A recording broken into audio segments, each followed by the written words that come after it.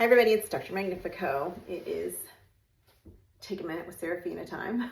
It is Sunday, the end of a Sunday. We had a not so busy day. Some days are really crazy and some days are manageable.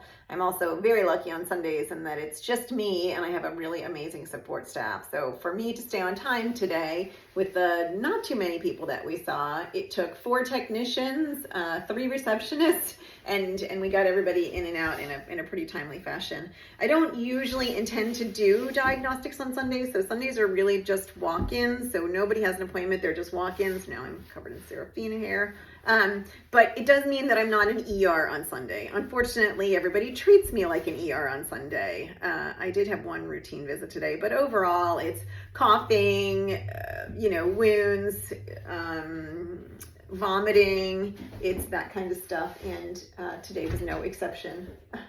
Oreo's trying to get out. Today, however, I saw somebody who drove from Michigan, drove 11 hours because he was worried that his 11-year-old cat, who has had persistent kind of snoring noises for the last couple of months and lost almost half its body weight, had a polyp, and he couldn't find anybody who would help him with his cat with a polyp, which is becoming an ever-increasing need. People come to find me based on my YouTube channel for cat polyps and then the blocked cats. 2 things of which I really think we can make a really significant difference in these animals' lives. The cost of those 2 things has gotten to be so astronomical that many people either cannot find someone who can help them or cannot find someone who will help them affordably.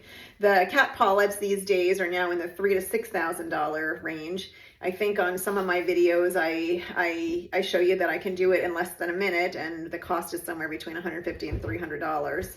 The problem is it's really difficult for me to do for someone who's traveled 11 hours because I want to do pre-op blood work. We want to do all the stuff to make sure that you're a good surgical candidate before we put you under anesthesia. But overwhelmingly, these oronasal pharyngeal polyp cats are struggling to breathe. They're under 3 years old. We're not seeing weight loss associated with it. It's just this persistent snoring sound that gets worse over time. If you do not remove those polyps, it's literally like a cork in the back of their throats and they will suffocate to death. So it is something that's treatable.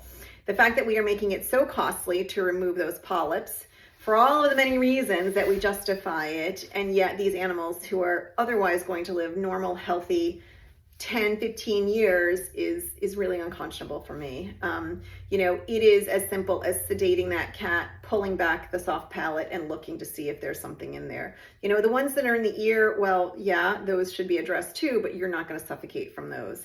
I understand all of the reasons why we're cautious about it or we're concerned about it, but ultimately these cats are going to die if we don't remove that.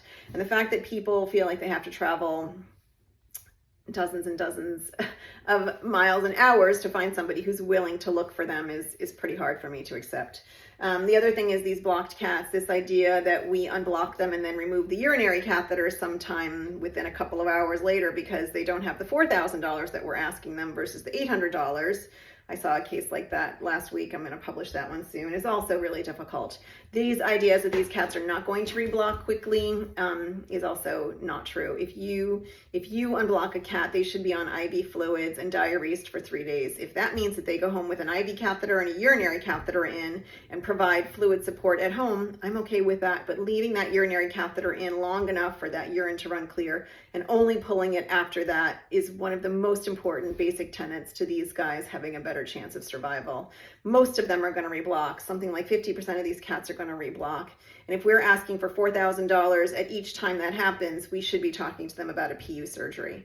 So I really want to start taking that on. I want to be able to provide a low cost 3-day hospital stay or 3-day diuresis to these guys. And I'm going to do everything I can to help that, to help give those cats that. And then a PU that's less than $1,000. It really is not, it's not a terribly difficult surgery. I know lots of people don't have exposure to it, but we should be working on that too. For some of these cats and many of these cats, it's the difference between life or death. And these cats are blocking when they're 3 to 5 years old. So there's this very significant population of young cats who would otherwise live very normal, healthy, long lives if we could just intervene before those polyps suffocate them or before those block cats die from rupture of the bladder inside, or the hyperkalemia that it causes them, and the heart disruptions. So those are the two things that we're going to work on. These guys deserve more, and we can't make it so cost prohibitive that there's only one option for them. They go home and they die, or they get euthanized at the clinic. All right, everybody, I'm going to work on those two things. Let me know your stories. I'd love to hear your stories. I'd love to hear about places where you did find someone who would help you affordably. And then we got to figure out some way to encourage more practitioners to do things more affordably and provide life-saving care for these guys. Okay, there's my Serafina time. Take care, everybody. Bye.